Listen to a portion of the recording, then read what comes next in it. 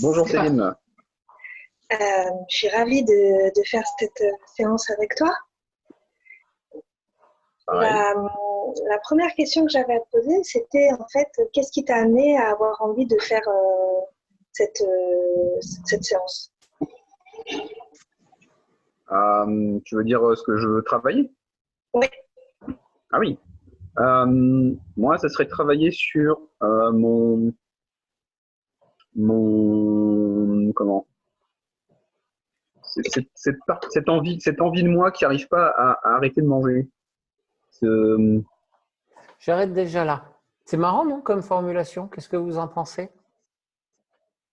Ah, vous avez le droit de parler quand vous pensez un truc, hein. Qu'est-ce que vous pensez? Hein? Qu'est-ce que- Il a dit cette envie, oui. Oui, cette envie de moi, c'est assez rigolo déjà. On va voir qu'il y a d'autres choses, mais c'est intéressant, comme on peut supposer que c'est une partie, effectivement, mais c'est intéressant de voir comment c'est présenté. Il On savait continue. qu'il serait sujet, non? Oui. Il a pas la formulation toute prête, on dirait. Mhm. C'est assez normal quand on rentre en interaction avec quelqu'un, tout devient différent par rapport à ce qu'on pense quand on est tout seul. Après, peut-être qu'elle est toute prête, sa formulation, on ne sait pas. On va écouter la suite. ce- Vous avez vu son petit accès auditif? En fait, j'arrête pas de bouffer en fait. Moi, tu me mets devant un appel ordinatoire et j'arrive pas à me contenter de ce que j'ai. Et tant qu'il y a à manger, je mange en fait. Alors, cette phrase, elle est intéressante. Qu'est-ce que vous entendez? Ouais, moi, Jean, j'ai pas de visuel, Jean. Comment ça, vous n'avez pas de visuel? je sais pas si c'est pour tout le monde, mais la vidéo est coupée en fait. Il y a Ok. le son, mais pas la vidéo. Vous l'aviez avant? Ça marche pas.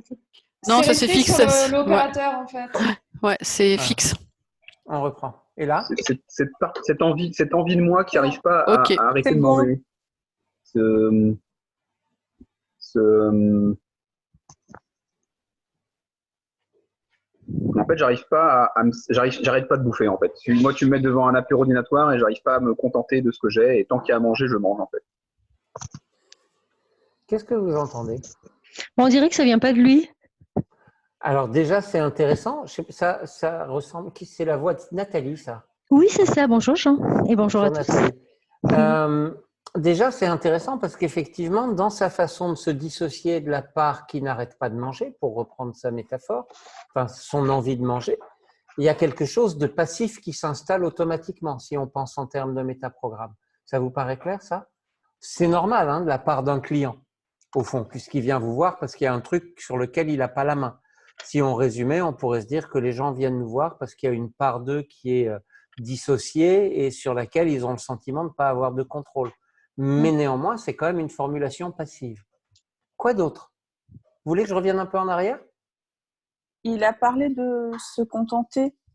Ouais, je remets ça. Est-ce que ça veut dire qu'il n'est pas content? De quoi il n'est pas content, quoi? Alors, se contenter et être content, c'est pas nécessairement la même chose. Il y a un aspect de frustration permanent, d'insatisfaction. Ouais. Alors, permanent, c'est un peu général, mais il y a quelque chose d'intéressant en tout cas. On va le reprendre. Vous le voyez? En fait, j'arrête pas de bouffer en fait. Moi, tu me mets devant un appel ordinatoire et j'arrive pas à me contenter de ce que j'ai. Et tant qu'il y a à manger, je mange en fait. Les mains à la bouche. Alors oui, il touche à la bouche et il n'arrive pas à se contenter. C'est intéressant cette idée-là.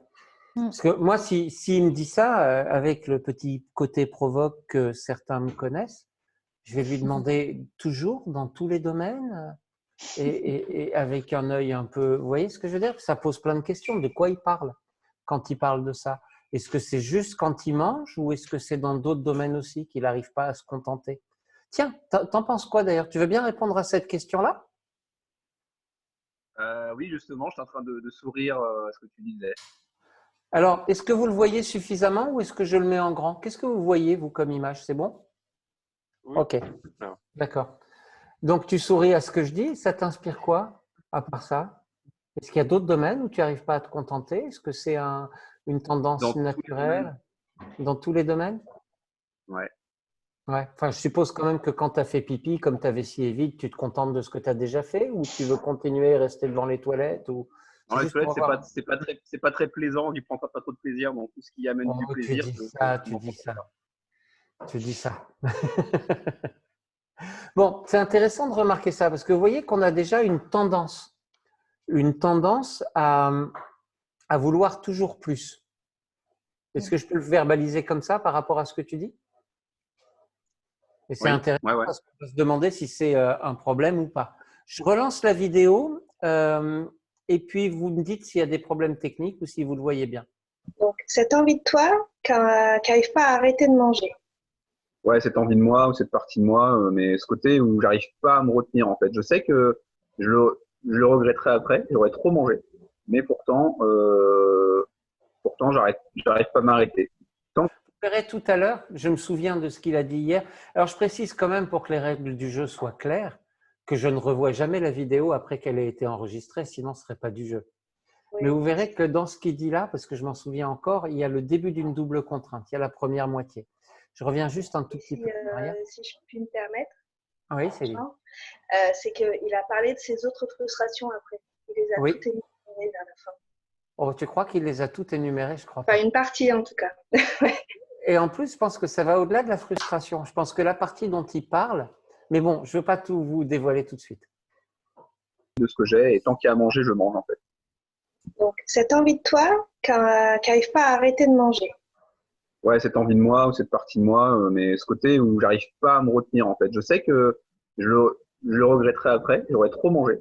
Mais... Alors, je vais m'arrêter juste là une seconde. Toujours avec de la provocation, j'arrive pas à me retenir, j'y crois pas une seule seconde. C'est-à-dire que je pense qu'il y a un certain nombre de domaines de sa vie où il sait quand même se retenir, sinon il serait en prison. Ça vous paraît clair, ça, ou pas? Le métaprogramme plaisir? Ah, il y a un métaprogramme plaisir, mais on verra qu'il y a peut-être des choses plus importantes que ça encore. Moi, peut-être il a eu de la chance jusque-là. S'il n'est pas en prison. Oui, d'accord. Jean-Yves. C'est Jean-Yves. Je me doutais que c'était Jean-Yves, oui, forcément. J'ai une question, s'il vous plaît. Oui. C'est qui? C'est Christelle. Ok, Christelle, oui. Oui. Est-ce qu'on va toujours dans la provoque comme ça? Moi, j'aurais eu envie de lui demander en quoi c'est un problème. Alors, on peut aussi lui demander en quoi c'est un problème. Moi, j'avoue que j'aime bien jouer un peu avec la provoque pour une raison simple, c'est que ça crée du lien. C'est que ça permet de rigoler du problème et ça rapproche l'opérateur et le sujet. Et du coup, c'est assez pratique souvent. Je ne dis pas que c'est une nécessité tout le temps. Hein. Quand on demande en quoi c'est un problème, on s'amuse moins. Oui, souvent. Je trouve que c'est toujours intéressant de mettre du rire au début d'une séance parce que ça crée de la complicité.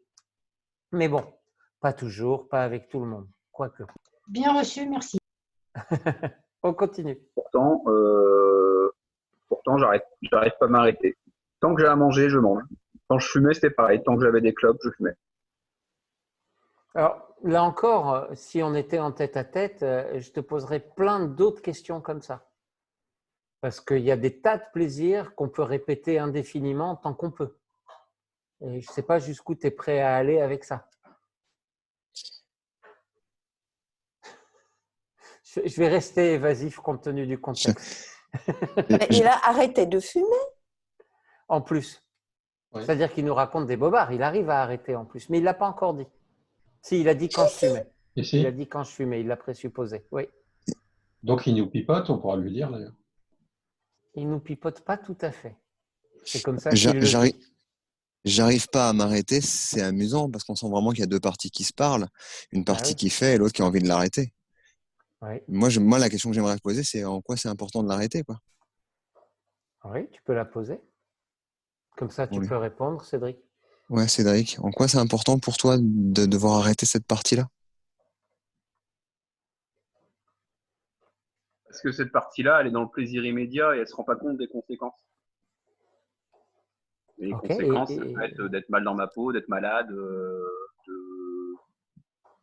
Ouais, si on parle là, on reste sur le côté alimentaire. Si on part dans d'autres domaines au niveau affectif ou sexuellement, c'est le côté de voir. Ouais, non, je vais rester évasif. Ah, c'est bien hein, qu'on reste évasif des fois. C'est plus pratique. On reviendra là-dessus, mais pour moi, déjà, là, il y a un signe d'alerte. Un signe d'alerte d'une question que je me pose. La question que je me pose, c'est pourquoi c'est tellement important de prendre tout ce qu'on peut prendre de la vie tout le temps. Vous l'entendez ça ou pas? Ça vient me poser une question sur… Alors, je vous fais une liste des questions que je me pose. Je me dis, est-ce que ça veut dire qu'il n'a jamais appris à se contrôler? Je ne crois pas. Est-ce que ça veut dire qu'il vit dans une forme d'urgence de vivre? Ça, c'est un ressenti intuitif. Et puis on va revenir là-dessus après. OK? Quoi le signe d'alerte? Parce que, c'est quoi le signe d'alerte? Ça me fait lever des antennes. Je vous reprends la phrase. Quoi ça? Qui n'arrive pas à arrêter de manger. Ouais, cette envie de moi ou cette partie de moi, mais ce côté où j'arrive pas à me retenir en fait. Je sais que je le regretterai après, j'aurais trop mangé, mais pourtant j'arrive pas à m'arrêter. Tant que j'ai à manger, je mange. Quand je fumais, c'était pareil. Tant que j'avais des clopes, je fumais. C'est avant, c'est quand il disait… Toi, qui n'arrive pas à arrêter de manger. Ouais, cette envie de moi ou cette partie de moi, mais ce côté où j'arrive pas à me retenir en fait. Je sais que je n'arrive pas à retrouver la phrase exacte, elle était un peu avant. Je vous demande pardon. À arrêter de manger.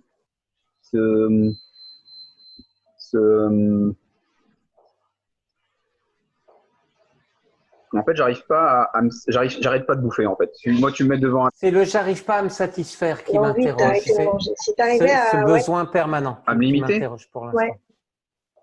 Bah, j'aurais l'impression que c'est gâché parce que du coup. Et voilà. Si je me retiens, j'ai l'impression que c'est gâché. Vous voyez, c'est-à-dire que c'est comme s'il y avait cette idée qu'il y avait une forme d'enjeu à ne rien laisser passer et un risque à laisser passer quelque chose. Cédric, comment tu réagis à ça? Ouais, c'est ça. Mais je crois que ça serait venu, je sais plus si c'est venu dans la suite, mais en tout cas, ça serait venu après, quoi, ce côté de… Faut que je prenne tout maintenant, quoi, au cas où il n'y en ait plus après. Vous entendez ça ou pas? C'est un enjeu, ça revient effectivement un peu après, c'est pour ça que je m'en souviens. Mais ça m'interroge beaucoup sur quelle empreinte fait penser que si on ne prend pas tout de suite, on risque d'en manquer ou on n'en aura plus après ou on va passer à côté de quelque chose d'important. Ouais, une question. C'est pas le programme pour le futur? Alors, s'il vous plaît, quand vous intervenez, annoncez que vous allez intervenir avant. Là, je vois Yvonne, par exemple, qui bouge sa main. Yvonne. Moi, je me demandais, par rapport à ce qu'il disait, quand même, il dit gâcher. J'aurais envie de lui poser une question, mais qui dit ça avant, juste pour savoir si ce n'est pas quelque chose qui lui a été transmis, plutôt que quelque chose qu'il a construit lui-même. Ça pourrait, moi, il me fait penser, quand il dit ça, je le mets en mode caricatural, ok? Il me fait penser aux déportés de la Deuxième Guerre mondiale qui, quand ils avaient à manger après la guerre, ne pouvaient rien laisser parce qu'ils avaient manqué à un moment donné. Je ne dis pas que c'est ça qui t'est arrivé, hein, tu es trop jeune, Cédric. Non, mais ça me fait penser à une injonction que j'avais de mes grands-parents qui avaient connu la guerre à Paris, et c'était les repas de famille, c'était ça. Il fallait rien laisser. Ok. Et là, on a une première empreinte qui arrive. Là, on a une première empreinte qui arrive. Ce n'est pas forcément la bonne ni la plus pertinente, mais en tout cas, il doit y avoir des empreintes, des apprentissages quelque part qui créent un enjeu sur le fait de ne pas gâcher les choses. Parce que ce n'est pas juste avoir du plaisir, c'est si je ne prends pas, j'ai l'impression de gâcher. Vous sentez la nuance? Ce n'est pas la même chose de dire « ouais, j'aime ça, je continue » et de dire si je ne prends pas les choses maintenant, j'ai l'impression que je vais passer à côté de quelque chose que je vais gâcher. Et ça, c'est important pour moi. Si on était à ce stade-là de la séance et que j'étais ton opérateur, j'aurais envie de dire, tu sais, quand on fonctionne comme ça, avec cette peur de gâcher les choses qui passent, c'est parfois qu'il y a une part de nous qui a intégré l'idée qu'on ne sait jamais ce qui peut se passer demain, ce qui peut arriver, qu'on peut avoir une certaine sensation d'urgence. Ça t'évoque quoi quand je dis ça? En faisant ça, en fait, ce que je cherche, c'est avant tout à faire alliance avec la partie qui l'énerve. Okay? C'est-à-dire que je suis en train de reconnaître que cette part de lui qui ne veut rien gâcher, elle a une bonne raison d'être là. Ça t'inspire quoi ce que je raconte, Cédric? Ah si, ça me parle. Comment? Qu'est-ce qui vient? Ouais, ça, là-haut. Je ne sais pas. Qu'est-ce qui vient? Je sais pas, j'ai de la nostalgie. Je ne sais pas pourquoi. Ok. Je ne sais pas de quoi. C'est intéressant aussi d'entendre qu'il y a une émotion qui arrive. Donc, vous voyez, on est en train de toucher quelque part à un endroit où il y a quelque chose d'important. Si je m'adressais à cette part de toi qui a envie de ne pas gâcher, je lui demanderais très bêtement, qu'est-ce qui te motive à ça? Qu'est-ce que tu crains? Qu'est-ce qui pourrait se passer? Est-ce que tu as peur de quelque chose? Pas toi. Je voudrais juste que tu écoutes ce qu'elle dit, cette part de toi. Il y aurait la peur de mourir sans avoir assez profité. Ok. En fait, c'est ce que je ressens depuis pratiquement le début. Et c'est génial parce que ça veut dire que c'est une partie qui te pousse à vivre. Ouais, donc Oui. c'est assez chouette. Mais en même temps, c'est la même qui te poussait à fumer sans t'arrêter jusqu'à tel point que ça pouvait ne pas être bon pour ta santé. Et il peut se passer la même chose avec la nourriture. Et moi, la question que je me pose là, c'est quels sont les apprentissages que tu as faits qui génèrent la peur de ne pas vivre? Tu as appris ça où? La peur de ne pas vivre? Ouais, de passer à côté de la vie. Où tu as appris ça? C'est quoi la première pensée qui te vient? La première pensée, c'est la plus récente, mais c'est le décès de ma tante d'un cancer alors qu'elle n'a même pas pu aller à la retraite, quoi. Et l'injonction de mes parents de dire il faut travailler, il faut penser à la retraite, il faut cotiser, il faut machin. Et du coup, comme s'il y avait cette injonction de tu profiteras plus tard. Alors qu'en fait, tous les exemples que j'ai dans ma vie montrent que plus tard, il n'y a pas. Alors, c'est là que ça serait intéressant de prendre le temps de rencontrer les exemples. On ne va pas le faire là parce qu'en plus, il y aura un replay après. Tu n'as pas besoin de déballer ta vie sur YouTube, tu vois, ce n'est pas l'idée. Mais c'est là que ce serait intéressant d'avoir la liste de toutes ces empreintes en remontant la chaîne de ces empreintes. Ça vous fait penser à quoi comme type de protocole, ça? Une redirection d'histoire de vie?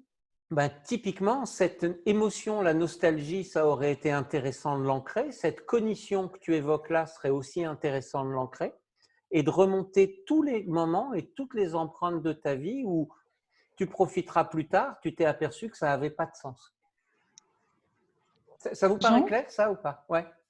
Est-ce que c'est Nathalie, je peux? Oui. Ouais. Est-ce qu'une ligne du temps, ça pourrait être aussi…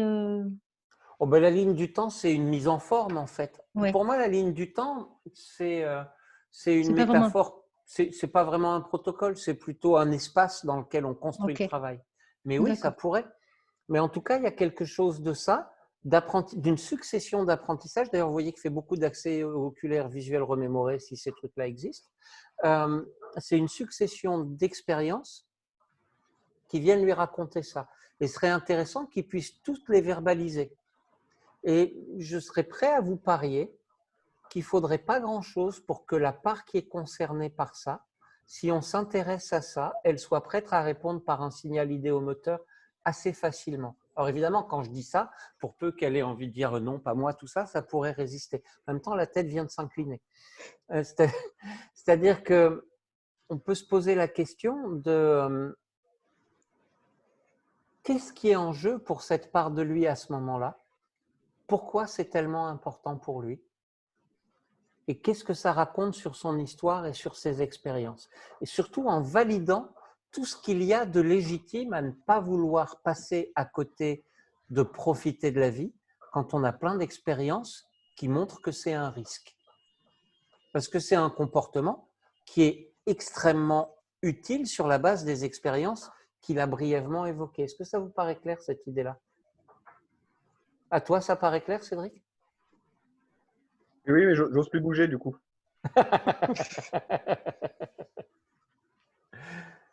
Pour moi, on est déjà là, depuis l'émotion nostalgie et quand il parle de cette succession d'expériences, en fait, on est déjà en train de faire remonter les moteurs inconscients à l'origine du comportement.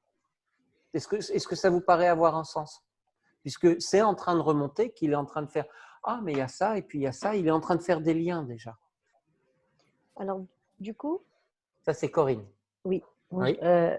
Du coup, on peut faire soit une régression, soit une négociation des parties. Oui, on peut faire au moins les deux. Oui, c'est ça. Oui. On pourrait même faire une futurisation avec cette partie-là en lui demandant d'observer où sa recherche de profiter de la vie peut conduire Cédric si elle n'est pas mesurée. Parce qu'au fond, c'est pas le problème du comportement, c'est pas qu'il est problématique en lui-même, c'est son absence de limite qui est problématique. Vous percevez ça ou pas? C'est-à-dire que il y a comme une émotion négative associée à l'idée de réfréner le désir. C'est-à-dire que réfréner, c'est risquer de passer à côté de la vie, mettre des freins. Alors que pourtant, une bagnole sans frein, c'est aussi risquer de passer à côté de la vie. Hein. Ça vous paraît, ça, c'est des petites métaphores qui viennent poser des graines, en fait, pour cette partie-là. C'est-à-dire que les freins peuvent nous empêcher de vivre s'ils nous empêchent d'aller vers ce qu'on désire, mais l'absence de frein peut aussi nous mettre en danger. C'était le cas avec la cigarette. Tu sais qu'à un certain degré, ça pourrait être le cas avec la nourriture, même si en regardant ton visage, on peut se dire que l'excès est probablement pas extrême, ou alors que tu as un super métabolisme qui te permet de le gérer pour l'instant. Mais il y a plein d'autres choses dont il n'a pas parlé. Quand il a dit oui, c'est un truc qui se produit dans plein d'autres domaines de la vie. Et ça pourrait être intéressant de le connecter à toutes les autres conséquences insatisfaisantes de ce mécanisme-là, qui a par ailleurs des aspects très positifs. Ça vous paraît OK, ça, ou pas? Juste d'avoir les deux côtés, les deux faces de ce comportement, qui est une façon de s'assurer de ne pas passer à côté de la vie, et en même temps, qui probablement génère un certain nombre de problématiques pour qu'il ait envie de le changer, puisqu'apparemment, c'est même au-delà de la nourriture. C'est OK pour toi de dire les choses comme ça, Cédric? Ouais. Ouais. Ça te parle par rapport à ce qui se passe en dedans? Oui.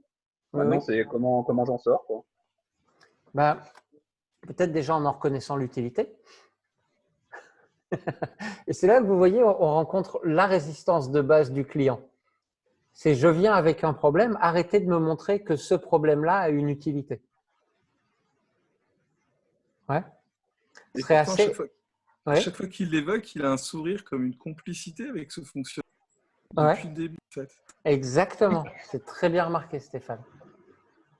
On continue à jouer un peu? On aime aussi nos travers, hein, tous. Et puis, on en voit les bénéfices. Jean? Puis, c'est peut-être même le sourire de cette part-là, d'ailleurs. Qui c'est qui cause? Qui c'est qui a dit Jean? Stéphane. Stéphane Violent. Où est-ce qu'il est? Là. Je te vois pas. Tu me vois plus? Pas. Non, je te vois pas. Mais c'est pas grave, je t'écoute. J'ai repéré aussi 2 accès oculaires. Et moi, j'aurais bien voulu bloquer la personne sur un et l'autre accès oculaire, voir ce que ça dit. Oui, tout à fait. Tu penses au visuel remémoré, au kinesthésique? Ouais, tout à fait. Oui, ça pourrait. Ce serait intéressant aussi. On continue à rouler pour écouter un peu parce qu'on est mine de rien à 1 minute 38. Hein. C'est ce que je trouve magique dans cet exercice-là, c'est toujours de mesurer comme on a plein d'infos tout de suite. OK? J'ai l'impression qu'il y a tout plein de bons trucs à manger là maintenant. Et du coup, si je ne les mange pas maintenant, je ne les aurai pas demain. Quoi. Et ça, c'est marrant, cette idée-là. Parce que vous pensez bien qu'il vit dans un pays tellement chaud et qu'il n'a pas de frigo et que donc ce qu'il ne mange pas tout de suite, ce sera nécessairement perdu demain. Elle est assez marrante, cette phrase-là, si on écoute ce qu'il nous raconte. C'est donc là, on a quelque chose d'irrationnel qui s'exprime. Moi, quand il a dit ça, je me suis dit, t'as un frangin qui te bouffait tout ce que tu terminais pas ou quoi? Parce que moi, j'en ai eu un comme ça. Il fallait que je garde les trucs dans mon assiette pour avoir une chance de les manger. Il y a eu ça aussi. Je continue. Je vais regretter. Je me dis ce qu'il faut que je mange, c'est maintenant. Enfin, si c'est bon, il faut que j'en profite maintenant. Vous voyez, ça, ce maintenant-là, vous sentez qu'il amène un enjeu autour de la question de la mort ou pas? Ou de la perte en tout cas, si ce n'est pas de la mort. Mais c'est-à-dire les choses qu'on ne saisit pas maintenant, on les perd. Alors parfois, je vais prendre un exemple dont je suis à peu près sûr qu'il a une chance de lui être arrivé aussi. On croise une personne du sexe qui nous plaît beaucoup dans un lieu comme un restaurant, une rue, et puis on n'ose pas aller vers, et puis on la recroise jamais et on regrette. Ça t'est arrivé ça aussi? Moi oui. Hein. Si. Donc, je prends cet exemple-là parce que, bien sûr, il y a des occasions. En fait, il a un discours qui est un discours de chasseur-cueilleur, si j'ose dire. C'est si j'attrape pas les trucs maintenant, je ne sais pas si je vais les retrouver plus tard. vous l'entendez, j'exagère, hein, mais vous l'entendez ce truc-là? C'est-à-dire que la notion d'agriculture, de planification, d'organisation de la satisfaction des besoins, c'est pas présent. C'est là ou c'est pas là, ce qui peut me satisfaire. Et si je ne le prends pas tout de suite, je risque de passer à côté. C'est une philosophie de vie qui a plein de bons côtés. Et quand je dis ça, encore une fois, je m'allie à cette part de lui qui fonctionne comme ça. Ouais. Vous percevez tout ce que ça a comme bon côté pour ne pas rater des opportunités? Ça a de bon côté par rapport à ceux qui procrastinent leurs désirs indéfiniment. Et en même temps, ce serait intéressant de voir ce que ça a comme problème, puisqu'il n'est pas énorme, qu'on se demande pourquoi c'est un problème de manger plus et de ne pas s'arrêter quand il y a quelque chose qui lui plaît. Je ne sais plus qui posait cette question au début. Vous sentez qu'elle est plus étayée si on la pose maintenant? C'est quoi le problème de ce fonctionnement-là? Là, tu me poses la question? Ouais. Le problème, c'est si c'est sur la nourriture, ça va être de manger tellement dans la soirée qu'à la fin, je vais en être malade. Ça t'arrive, ça? Vomir. De quoi? Ça t'arrive? Ça m'est déjà arrivé, ouais. Ok. D'autres domaines dont tu puisses parler décemment? Ou pas? J'ai une bonne descente aussi. Ok. Et ouais, quand tu parlais de rapport de séduction, par exemple, bah, ça m'est arrivé d'avoir de pas me contenter d'une seule conquête et ou alors dès qu'il y en avait une, il fallait que j'en ai une autre juste après. Ok. C'est intéressant. Pour moi, au stade où on en est là, il y a un niveau d'anxiété par rapport à rater les occasions qui est assez important. Ok. Et il y a cette histoire des différentes expériences auxquelles il fait référence. Alors, il a évoqué des deuils de personnes, mais il y a peut-être d'autres choses. Ce serait intéressant dans des moments comme ça. Tiens, si on fait une petite expérience, c'est toujours un peu plus compliqué à distance, mais si je demande à cette part de toi de faire défiler les différentes expériences qui lui ont appris à fonctionner comme ça, et que tu regardes les images mentales qui arrivent. Ça a déjà commencé depuis tout à l'heure. Ouais. Il y en a beaucoup? Il y en a quelques-unes à l'adolescence, justement, par rapport aux filles, par exemple, des occasions ratées, des filles avec qui je voulais sortir, où j'étais fou amoureux, et j'ai mis tellement de temps à me décider, à me lancer, que ça m'est passé, que j'ai raté l'occasion, quoi. Comme tout le monde, je pense, sur cet écran, d'une manière ou d'une autre. Si je demandais à cette partie-là de te montrer les premières expériences où elle a commencé à être sensible à ça. C'est-à-dire? Les premiers moments de ta vie où ça a commencé pour elle, cet enjeu-là de ne pas laisser passer les choses.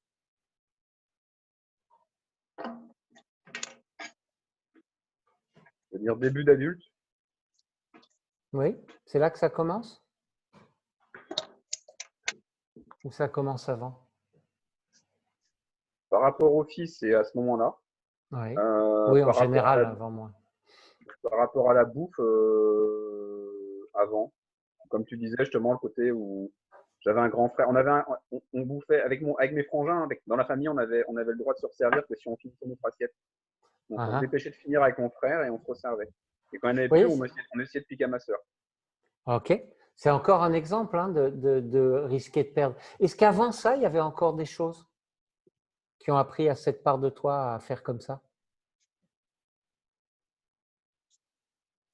Pendant que tu cherches, si c'était mon client, je lui raconterais une histoire. Moi, j'avais une chienne quand j'étais tout petit qui avait 6 tétons et 7 chiots.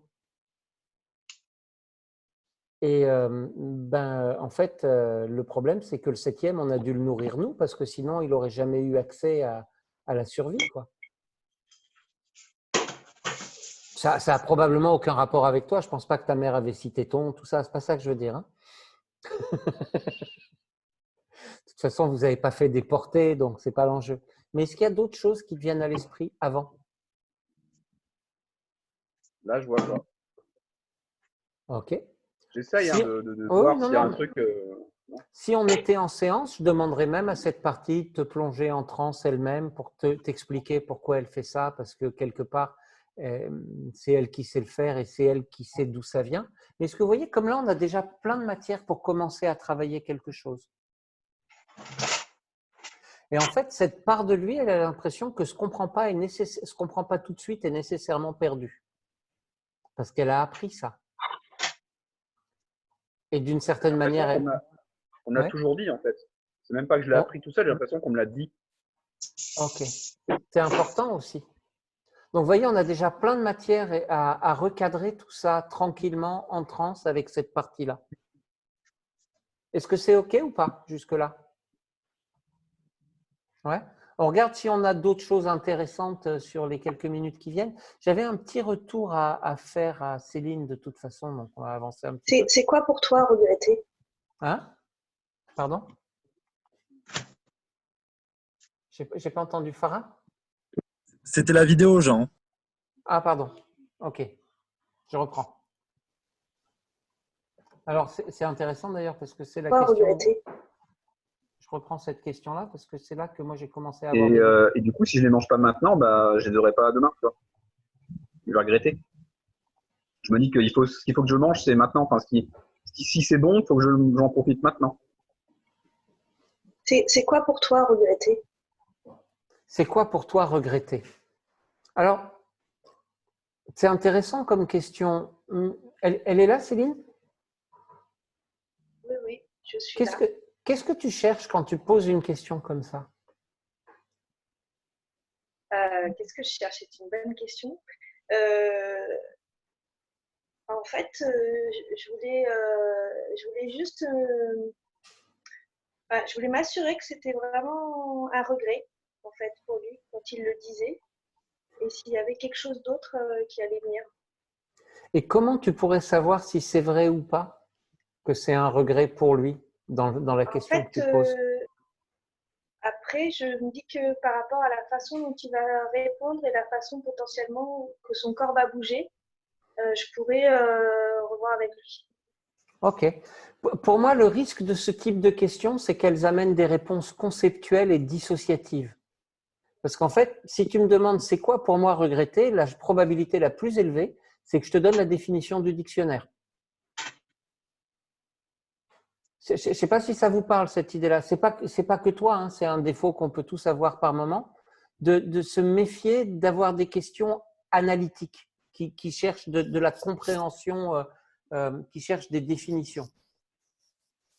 Mais je comprends qu'on le fasse aussi. C'est juste que ça va continuer un peu après, donc je voulais attirer ton attention là-dessus. Regretter d'avoir raté quelque chose. D'avoir raté quelque chose, quelque chose, tu pourrais préciser un peu ce que c'est que quelque chose, d'avoir regretté. Vous percevez ça ou pas? Là, on est en train de perdre du lien, de la relation, parce qu'il vient de te donner des exemples et tu es en train de lui dire c'est quoi quelque chose pour toi, alors qu'il vient de donner des exemples. Tu pourrais lui dire il y a d'autres choses que tu regrettes et ce serait plus logique comme question pour obtenir le même résultat. Mais là, tu risques de perdre du lien. Est-ce que vous percevez ce que je veux dire quand je dis ça ou pas? Ouais, ça vous paraît à peu près clair cette idée-là? Toi aussi, ça a du sens pour toi, Céline, ou pas? Oui, oui, tout à fait. C'est OK, hein, c'est juste, ça mérite d'être attentif à ça. D'avoir raté quelque chose. Tu as un exemple en tête? Si on reste sur la bouffe, c'est de me dire, c'est con, tu vois, ce que j'ai mangé la veille, il en restait, je me suis pas resservi, j'aurais pu, c'est bon, tu vois. Mais tu vois, c'est intéressant parce que, où est-ce qu'elle est, Nathalie? Elle est encore là? Oui. Ouais. Nathalie Goni? Ouais, Nathalie Goni. Là, il y a un truc intéressant sur la ligne du temps, tu vois, justement. C'est que dans ce qu'il dit, il y a un rapport au temps qui est bizarre. C'est si c'était bon hier, je me suis pas servi et je suis passé à côté. Comme si on ne pouvait profiter des choses qu'une seule fois. Comme s'il n'y avait pas de notion de pouvoir recommencer quelque chose le lendemain. Pour moi, ça vient poser une question sur le rapport au temps. Je reviens un tout petit peu en arrière sur la question. OK? Tu as un exemple en tête? Si on reste sur la bouffe, c'est de me dire, c'est con, tu vois, ce que j'ai mangé la veille, il en restait, je me suis pas resservi, j'aurais pu, c'est bon, tu vois. Tu vois, c'était la veille, je me suis pas resservi, j'aurais pu. Moi, je sais pas vous, hein, mais moi, quand je termine pas un plat, je le mets au frigo, je peux le manger le lendemain, pour prendre cet exemple-là. Tu as un réfrigérateur, Cédric? Ouais. Parce que c'est vrai que ça peut être important de savoir comment conserver les aliments. Il y a même des gens, tu vois, par exemple, qui ont un réfrigérateur congélateur et quand ils en ont marre de manger le même plat, ils peuvent congeler ce qui reste et puis ils peuvent même le retrouver plusieurs mois après. Alors on dirait, ouais, mais les congélateurs, ça peut tomber en panne. C'est vrai, mais en même temps, la plupart des congélateurs aujourd'hui ont même des batteries pour pouvoir rester en panne plusieurs jours. C'est-à-dire que bien sûr, les choses qu'on ne profite pas tout de suite, on risque de passer à côté, mais pas toujours et pas tout le temps. Ça vous paraît clair, cette idée-là, ou pas? Et là, pour moi, il y a une question de rapport au temps qui se pose. C'est si un truc n'est pas fait dans l'immédiat, est-ce que ça veut dire qu'il ne sera jamais fait? Ce serait intéressant de prendre le temps d'avoir tous les éléments de sa représentation temporelle de j'ai mangé ce truc-là et puis je me suis dit il y en a plus, je ne le finis pas, il n'y en aura plus jamais. Comment ça fonctionne, quoi? C'est si à un moment donné tu prends du plaisir, comment tu imagines la possibilité que ça puisse se reproduire? Vous avez vu comme elle fait bugger la question? Elle fait bugger parce que c'est pas dans sa représentation mentale. Si un truc est agréable, il faut que je prenne tout de suite parce que je ne sais pas si demain ce sera encore là. Quoi la question? La question, c'était comment tu te représentes qu'un truc qui te fait plaisir maintenant, tu puisses le rencontrer à nouveau le lendemain? Vous entendez à quel point c'est loin de lui? Là, ce serait intéressant d'avoir un travail sur le temps, sur c'est quoi demain pour toi? Ça existe? Jean, j'ai une question à te poser si je peux. Tu peux. Merci. C'est fait. Bon, c'est fait. Je vais passer à la suivante. Ça y est. Non, c'est peut-être une question bête, mais je me posais la question de savoir si c'était possible d'aller un peu vers la frustration. Alors, je ne sais pas qui a ce truc-là, mais… Charlotte, c'est pas ça? Elle vient de sortir. En tout cas, je viens de couper Charlotte. Ça marche. Oui. Et savoir un petit peu qu'est-ce que ça pourrait générer chez lui, du coup, cette frustration, hein, qu'est-ce que ça réveille en lui, en fait? C'est très intéressant. Je ne le formulerai pas exactement comme ça, mais en fait, moi, ce que j'entends, c'est que… Alors, tu parles de frustration. Moi, ce que j'entends, c'est plutôt la peur de manquer de quelque chose, de passer à côté de quelque chose. Oui. Jean? Avant, je ne sais pas qui c'est, ça doit être Marianne. Avant de te répondre, je voudrais juste… Comment tu réagis à ces deux remarques? Celle d'elle, c'est Elisa, il faut que je m'éloigne de l'écran, sinon je vois Elsa. Celle d'Elisa et la mienne. Est-ce que c'est une histoire de frustration ou la peur de passer à côté des choses?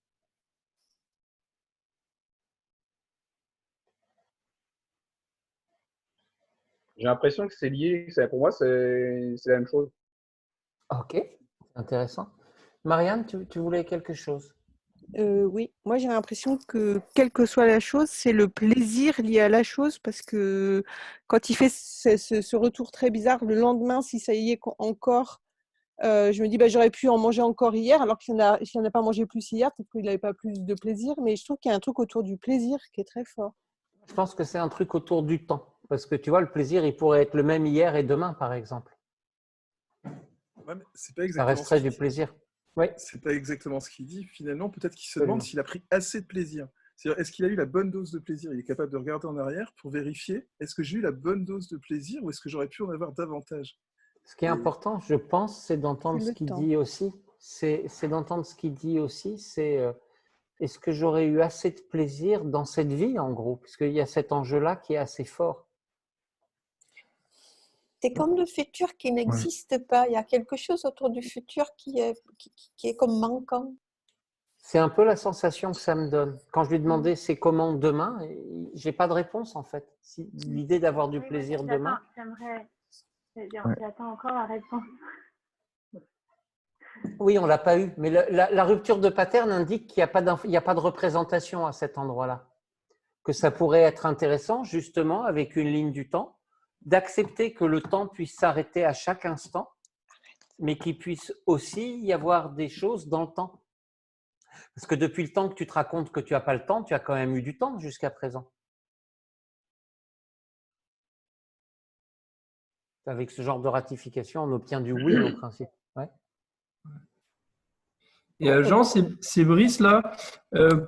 pour l'idée du futur là, du coup, pour aller explorer ça, là, j'irais bien lui demander justement, par exemple, comment il se représente demain et voir, waouh, un truc de fou les jours d'après, quoi. Voir à quelle distance il le met, comment il y a une représentation symbolique de cette ligne du temps dans le futur, ça serait assez intéressant, je pense. C'est pour ça que je pense que la ligne du temps serait intéressante. C'est par exemple, si on demandait à Cédric, si tu plaçais demain dans l'espace, tu le mets où? Je le mets devant. Où? Devant à Montre 50 avec ta cm. main. Montre avec ta main. 50 cm. OK.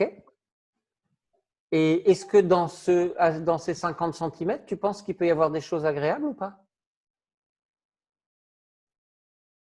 C'est ça le truc. La ligne du temps, j'arrive à la faire, mais pour moi, le plaisir, il sera au moment présent où je me situerai à ce moment-là.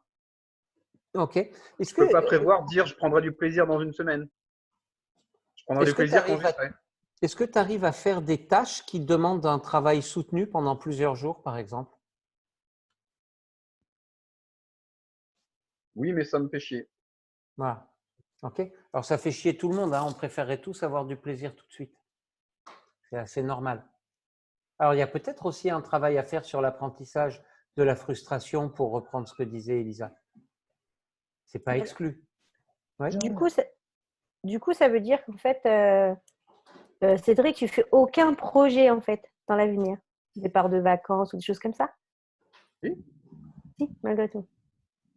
Mais je prévois pas le plaisir que j'y prendrai. Je planifie un truc qui va me permettre d'avoir du plaisir, mais je peux pas me dire je prendrai du plaisir là-bas. Enfin, je le prendrai quand j'y serai. Je sais pas comment. Moi, ce que j'entends, c'est que ce qu'il a du mal à faire, surtout, c'est à accepter l'absence de plaisir dans le présent, parce qu'il ne sait pas si demain, il y en aura. Oui, voilà. Jean, je peux juste… Ouais. C'est Erzana qui parle. Juste pour rester dans cette ligne de temps, en fait, il s'est mis dans une double contrainte. C'est ça. Si je ne mange pas maintenant, je vais le regretter demain. Et si je le mange maintenant, je vais le regretter tout de suite. Donc, il choisit à regretter tout de suite. Il mange… Je pense que c'est exactement ça, la double contrainte. C'est si je ne prends pas les choses, je regretterai de ne pas les avoir prises. Et si je les prends jusqu'à l'écœurement, je regretterai ce mécanisme-là. De toute façon. Donc, de toute façon, je serai dans le regret. Alors que quelque part, ça pourrait être l'inverse. Je pourrais prendre du plaisir à ce que je fais maintenant sans regret. Et je pourrais aussi attendre demain sans regret, puisque de toute façon, j'ai eu du plaisir. Pour moi, il y a vraiment un enjeu. Je vais mettre mes mots à moi, parce que pour le coup, je passe en mode projectif, position haute, les trucs que je me dis dans ma tête et que je ne dis pas normalement au sujet, d'accord?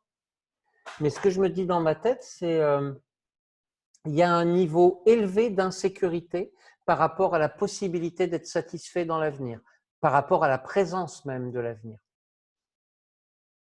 Comment tu réagis à ça, toi?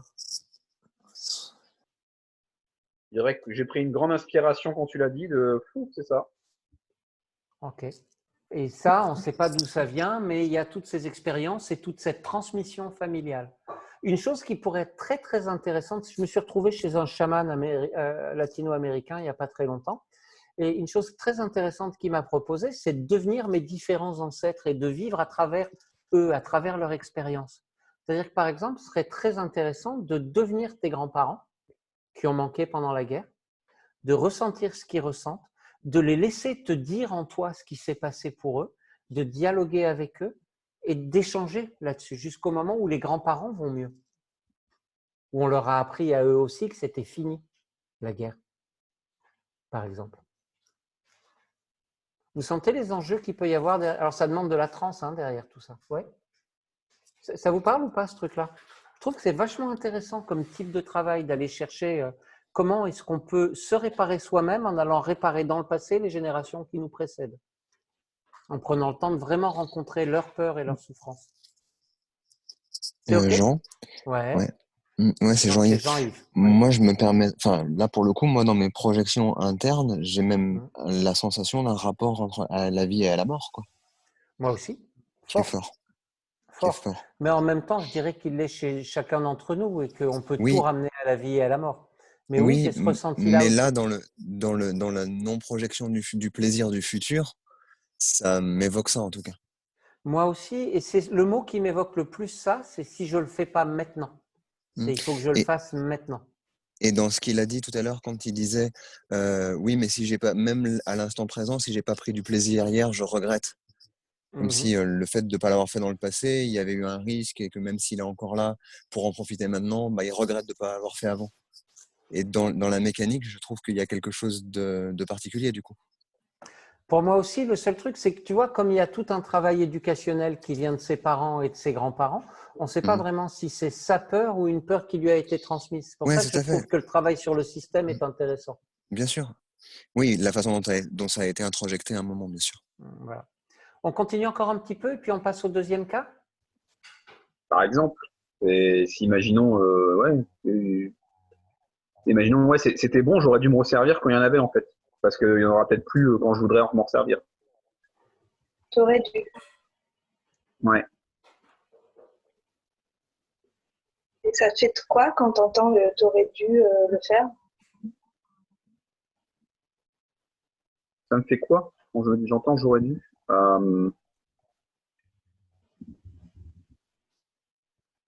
Ouais, ça me fait un petit pincement de c'était bon, pourquoi t'en as pas profité avant? Pourquoi t'as pas... Alors, je m'arrête là parce que ce qui est intéressant dans la question que pose Céline, pour vous, c'est quoi? Pour moi, elle fait un truc très intéressant. C'est Brice, mais en fait, elle lui demande comment il se positionne par rapport à comment tu te sens sur le fait de faire ça, en fait. C'est pas ça qui me paraît intéressant.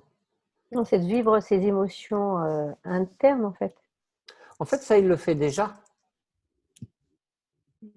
Il n'a pas besoin de nous pour vivre ses émotions. Je vous précise ce qui me passe par la tête. Ce que je trouve intéressant, c'est qu'elle vient le focaliser sur son dialogue intérieur, c'est-à-dire sur la façon dont il met en place l'inconfort, à supposer que ce soit par là que ce soit, ce qui mériterait d'être vérifié, parce qu'il y a aussi beaucoup de visuels, etc. Mais en tout cas, là, elle le focalise sur la modalité du dialogue intérieur pour entretenir le problème.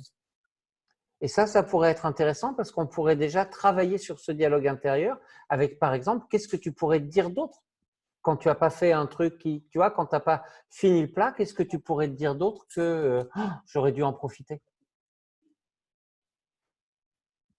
Je peux me dire que j'en profiterai demain.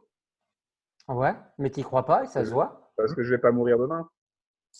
Rationnellement, je ne vais pas mourir demain. Ouais, quoi d'autre? Qu'est-ce que tu pourrais te dire d'autre? Parce que ça, c'est le truc qui ne marche pas, il n'y croit pas. Tout au fond, le truc. Je pourrais m'en servir encore un peu. Ouais. Vous voyez, ce qui manque, c'est le plaisir dans la mesure. Parce que, par exemple, il pourrait apprendre, c'est un exemple que je te donne, il pourrait apprendre, j'ai pris aujourd'hui ce que je pouvais en prendre de bon. J'ai eu ma dose. Jean? Ouais. J'aurais une question aussi. C'est Julie. Ouais, c'est Julie. Ouais. Alors, c'est peut-être trop dans la provoque, mais quand il dit en même temps, je ne vais pas mourir demain, moi, j'aurais presque envie de lui dire ça, on ne sait pas. Bien sûr. Moi, et j'aurais du coup, même qu'est-ce que envie ça de lui dire. provoque chez lui? Moi, je lui dirais même si tu mourais demain, est-ce que ça changerait vraiment quelque chose de ne pas t'être servi? Parce que s'il faut mourir dans 2 heures, mais en étant malade, est-ce que ça vaut le coup aussi? Ouais, c'est intéressant. C'est quelle Julie qui dit des horreurs pareilles? Fournil. Je suis assez d'accord avec ça. Je trouve que c'est assez intéressant. Est-ce que tu préfères mourir demain? Si tu devais mourir demain, est-ce que tu préfères que ce soit en ayant mangé la dose que tu supportais ou en ayant trop mangé, en ayant eu mal au ventre toute la nuit? En ayant eu mal au ventre toute la nuit. Tu préfères? En ayant bouffé jusqu'à plus faim. C'est la meilleure façon de terminer sa vie dans la souffrance plutôt que dans la satiété. Ouais, mais j'aurais bien mangé. C'est intéressant. En tout cas, c'est intéressant de voir comment ça joue. Je ne suis pas sûr que ça, en travaillant ça un peu plus, avec un poil plus de transe, parce que là, on a un autre truc qui apparaît. C'est la rigidité cognitivo-comportementale. C'est comme j'ai l'habitude de penser d'une manière, je vais avoir tendance à m'y accrocher. Alors que paradoxalement, la part de lui qui pense comme ça elle serait peut-être plus flexible que la part qui essaye de donner du sens. Rappelez-vous d'un truc que je trouve intéressant, c'est on fonctionne de manière automatique, mais ce qui rigidifie nos automatismes, souvent, c'est le sens, l'histoire qu'on s'en raconte derrière ça. Je ne sais pas si ça te parle. J'ai une ça, question. Ouais, Pardon. ça doit être Fanny. C'est Fanny? Ouais. Je sais pas, hein, c'est complètement. Est-ce qu'il n'y aurait pas quelque chose aussi à creuser entre une espèce de dissociation entre la bouche et le reste du corps? Parce que visiblement, enfin, je sais pas, est-ce que ça te pose problème? Enfin, est-ce que tu as des sensations au niveau du ventre, au niveau, voilà? De l'anus après avoir mangé le lendemain? J'allais y venir. Je déconne. Je pense qu'il y a quelque chose d'intéressant dans le fait qu'on n'a parlé que d'oralité, de choses qui passaient par la bouche et qu'il a eu des gestes vers la bouche. Mais je ne suis pas sûr qu'il y ait que ça comme problématique, puisqu'il en a évoqué d'autres quand même. Mais peut-être on pourrait tester aussi. Il y a de toute façon… Ouais. Je voudrais qu'on passe au deuxième exemple. Donc, une dernière question et puis on passe à la suite. Ouais, c'est Lisa. Je voulais demander à Cédric, est-ce que tu profites vraiment du présent ou tu es toujours dans le regret? Est-ce que vraiment tu profites de cet instant présent ou tu regrettes déjà de ne pas avoir pris assez? C'est ça que ça n'arrive pas. Je suis toujours en train de prendre. Donc, je regrette d'avoir trop pris. Donc, il n'est pas vraiment dans le présent, il est soit dans le… Attention, Lisa, je pense que tu es en train d'interpréter ce qu'il te dit. Lui, il regrette pas quand il prend. Il regrette après avoir pris, d'avoir éventuellement trop pris, mais pendant qu'il prend, il ne regrette pas. C'est au contraire quand il est dans le passé qu'il regrette. De toute façon, le regret, ce n'est pas une émotion du présent, hein, c'est une émotion du passé. D'accord. Okay, c'est une émotion liée au passé. Quand on est dans le présent, on ne regrette pas. Il faut que quelque chose soit fini pour qu'on puisse le regretter. Ça a du sens ce que je vous raconte ou pas? Ça sert même à ça. Ça sert à corriger des comportements. Donc, ce qui est intéressant, si je fais juste une petite synthèse de tout ça, c'est qu'il a mis en place un fonctionnement à la fois par ce qu'on appelle apprentissage vicariant, c'est-à-dire en apprenant de son entourage quand il était petit, qu'il y a aussi vu dans sa vie les limites qu'il pouvait y avoir à ne pas prendre les choses quand elles étaient là et à passer à côté, et que du coup, il a installé un automatisme parce que probablement, il a une émotion qui est très désagréable quand il a le sentiment d'être passé à côté de quelque chose. Ça marche quand je dis ça? Et personnellement, si c'était mon sujet, je le ferais rentrer dans cette émotion-là pour qu'il apprenne qu'il peut y faire face, qu'il n'a pas besoin de la fuir. Il a même employé un mot important, c'est le mot de nostalgie. L'émotion qui monte quand il pense à ces choses-là, c'est la nostalgie. Et la nostalgie, c'est intéressant, c'est l'émotion qui est liée à la perte des sources de satisfaction. C'est ce qui était bon et qui n'est plus là. Jean? Ouais. C'est Quentin, l'appareil. Enfin, ouais. l'appareil. Oui. Bonjour. Moi, justement, bonjour, Jean, et bonjour tout le monde. Justement, par rapport à cette satisfaction et nostalgie, tu disais tout à l'heure qu'il restait dans son schéma de pensée en permanence. Et j'aurais voulu lui demander, moi, mais où est-ce que tu les ranges, tous ces plaisirs, pendant toute ta vie? Et pour savoir s'il les stocke quelque part, en fait, en quelque sorte, pour les amener, je sais pas, comme les Scandinaves feraient pour partir au Valhalla ou quelque chose qu'il a besoin d'accumuler, en fait, parce que je le vois. Intuitivement, je le vois sur une montagne de nourriture ou sur une montagne de femmes ou je ne sais quoi. Et je me dis comment il mesure s'il a eu assez dans sa vie de satisfaction ou pas. Là, je ne le mesure pas, je le verrai à la fin. Dans le sens où pour moi, la vie, elle ne mérite pas d'être vécue s'il n'y a pas de plaisir. Et comme je me dis que la vie, elle peut terminer demain, bah, je prends le plaisir maintenant. Ah oui. Et c'est normal. D'accord. Le seul truc qui est paradoxal, c'est le moment où le plaisir finit par générer du déplaisir à tel point qu'on ne veut plus de cette part de soi qui s'exprime comme ça. Parce que le plaisir, ce n'est pas trop de plaisir quand je l'exprime. C'est du plaisir. On t'entend de loin. Ah ouais, bon, c'est pas grave. Je sais, il ne marche pas. Bon, je me tais, c'est pas grave. Et Jean, j'ai envie de tester quelque chose avec lui. Avec la ligne du temps, là, c'est de lui demander sa représentation du plaisir en VACOG, et après de voir ce que ça fait s'il commence à la sortir du maintenant, à la sortir de lui et la mettre par exemple devant lui pour voir Ça peut ce que être ça lui, intéressant. Ça ce peut que ça être lui fait. Ouais. intéressant. Test. J'ai pas Moi, je lui compris ce que propose. tu voulais faire. Oui. Alors, je vous propose juste, avant que tu commences, Brice, juste un petit truc. Bien sûr. Il est déjà 19h, donc je pense qu'on ne va pas aborder le deuxième cas ce soir. Du coup, je le garde en stock pour la semaine prochaine et ce sera le dernier de cette saison de gratos. Hein. Je suis désolé, mais comme vous allez retourner bosser, je vais arrêter de vous faire des cadeaux. Ça, c'était pour vous occuper pendant que vous vous ennuyez. Donc, je vous propose qu'on termine ce soir avec Cédric. Pas trop frustré, Julie? Julie et Patricia, vous êtes c'était Julie et Patricia le deuxième tour, hein, c'est ça? Oui, c'est ça. Ouais. C'est OK pour vous qu'on attende la semaine prochaine parce qu'il se passe beaucoup de choses? Voilà. OK. Donc, continue, Brice, vas-y. Ok. Salut Cédric. Salut Brice. Du coup, on parle de ton problème depuis un moment et il y a déjà pas mal d'émotions. En fait, ce que je voulais te demander, c'est instinctivement, intuitivement, comme ça, pour toi, quand tu te représentes le plaisir, c'est quoi l'image ou le son, la sensation qui te vient?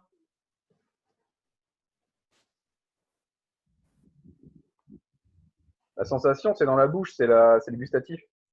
D'accord. Du coup, tu peux nous la décrire un peu plus? C'est enrobant. D'accord. C'est-à-dire, c'est plutôt sucré, plutôt salé, plutôt acide, Non, j'aime tout. Ok. Il n'y a pas de goût particulier, j'aime tout. Ça peut être du salé, ça peut être du sucré, Ok. du gras. Et ok. Si elle avait une couleur, cette sensation-là, ça serait quelle couleur? Elle est dorée. D'accord. Ok, elle est dorée. Et si je sais pas, comme ça, si elle était représentée par un objet, par quelque chose, peut-être à manger ou même autre chose, hein, carrément, ça c'est quoi qui te vient? Il y a l'image des Ferrero Rocher dorés. Ça, Ah c'est ouais, rond. d'accord. C'est rond et Ok, doré. c'est cool. J'ai pas le goût forcément du chocolat, mais j'ai ça. Ouais, c'est pas obligé qu'ils viennent tout de suite, hein, et on peut faire comme ça.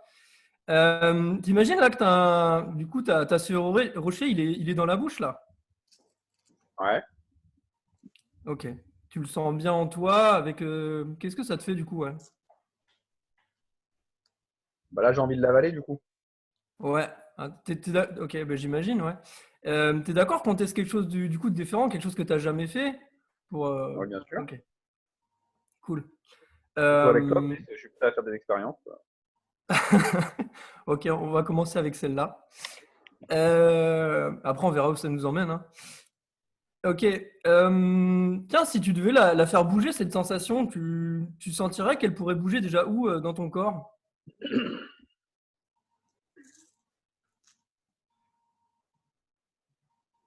Si je l'avale, elle descend, là, elle passe dans la gorge.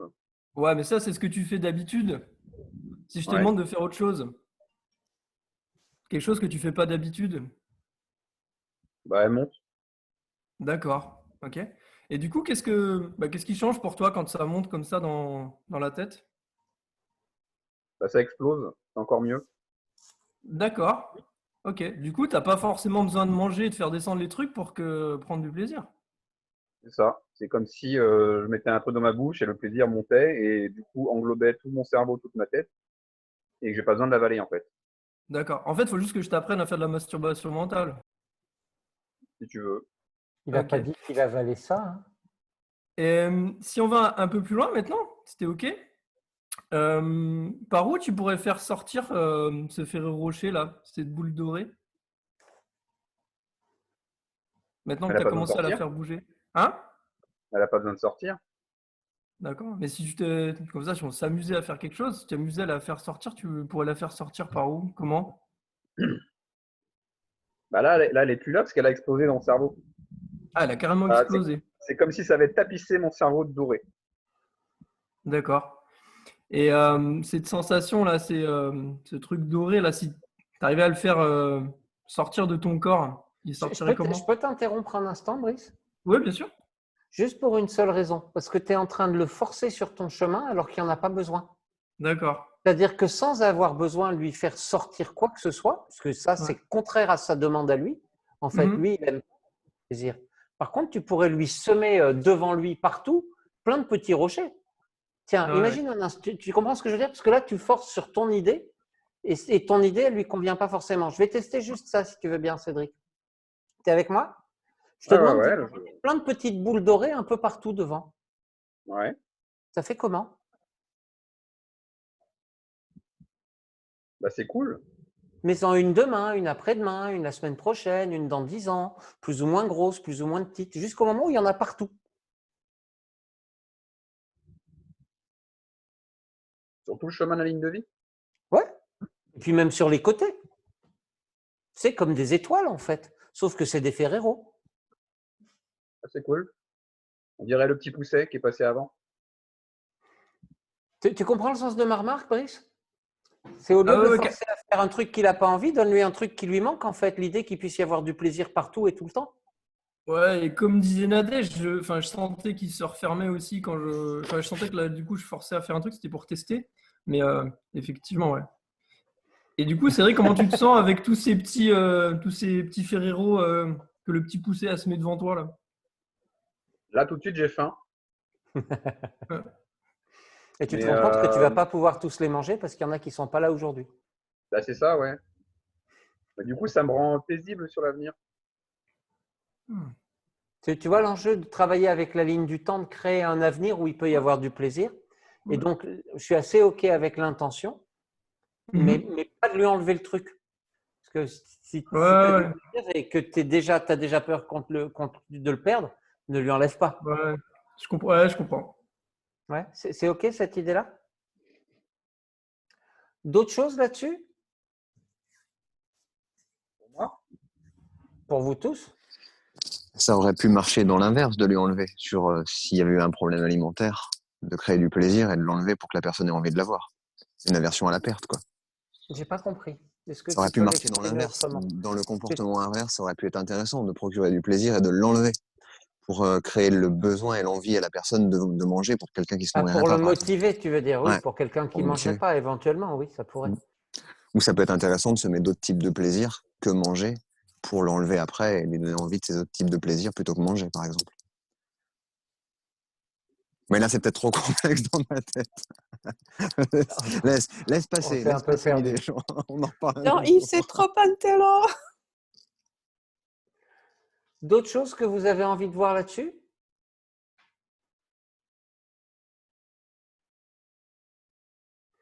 C'était assez nourrissant comme séance pour toi, Cédric? Ouais. Ouais. Mais du coup, il y a encore d'autres trucs qui sont venus, parce que du coup, je me dis, si je sais qu'il y aura du plaisir dans l'avenir, bah, j'ai plus rien envie de planifier parce que je sais que ça va venir, en fait. Et?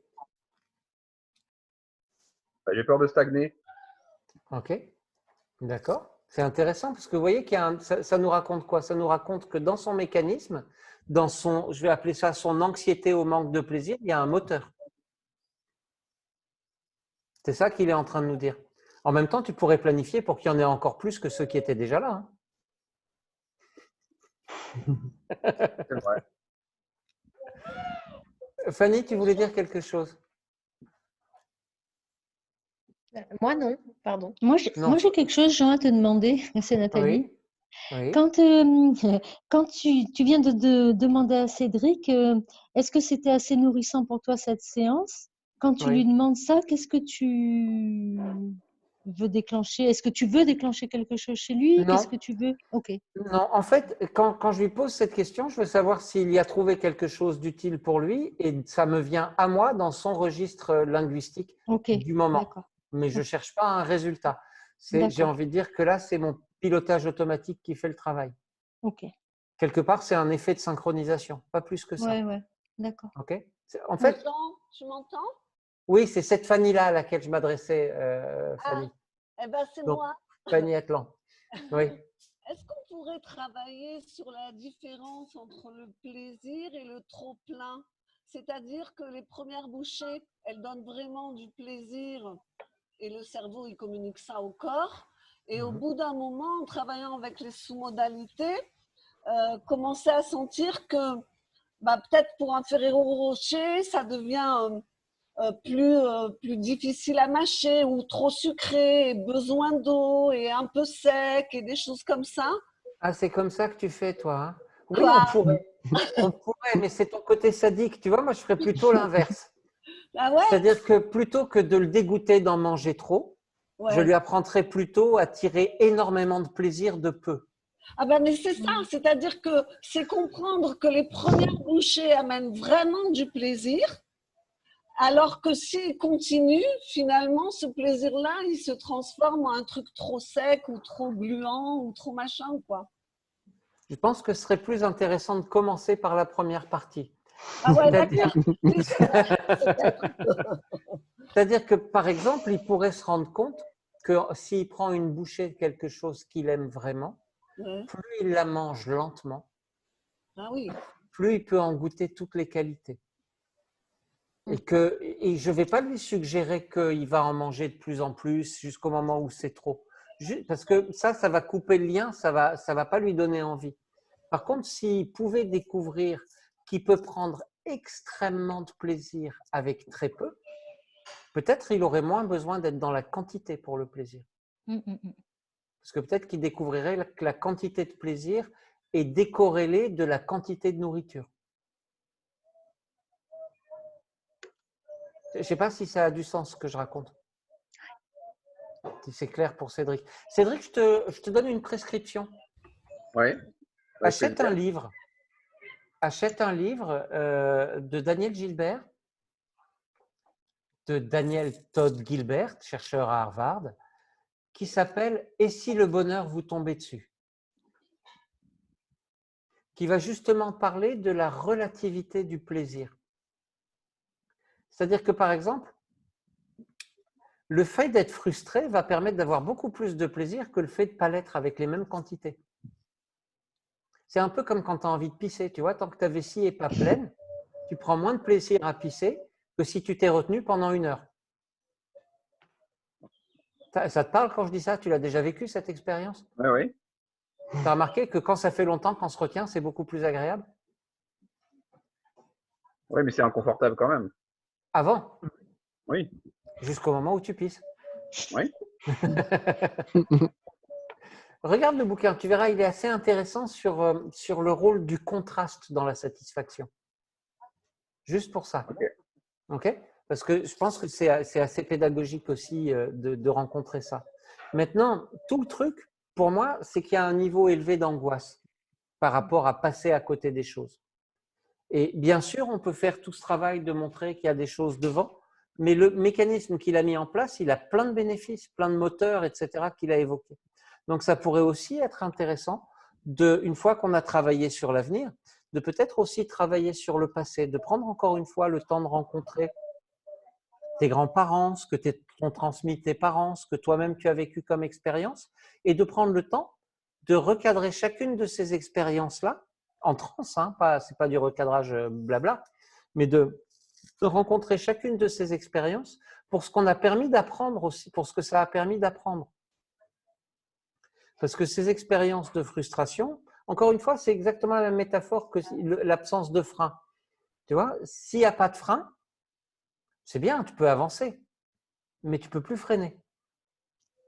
Et quelque part, tu vois bien qu'un comportement auquel il n'y aurait aucun frein ne serait pas forcément bon pour la vie.